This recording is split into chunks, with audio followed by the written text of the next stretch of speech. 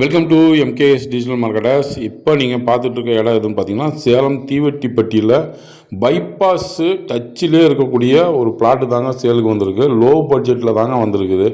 நீங்கள் பார்த்தீங்கன்னா தெரியும், அதான் பைபாஸ் வந்து பார்த்தீங்கன்னா அப்படியே ஆப்போசிட்டில் தாங்க ஒரு 4 பிளாட்டு தள்ளி தாங்க ஒரு பிளாட்டு வந்திருக்குங்க. ரொம்ப கம்மி விலையில் வந்திருக்குங்க. ஸ்கொயர் ஃபீட்டு பார்த்தீங்கன்னா 2000 ரூபா தாங்க சொல்கிறாங்க. 2000 சதுரடி இருக்குங்க, ஒன்று 1700 சதுரடி இருக்குங்க. 2 பிளாட்டு வந்து சேல்ஸுக்கு வந்திருக்கு. ரொம்ப கம்மி பட்ஜெட்டு தாங்க அது.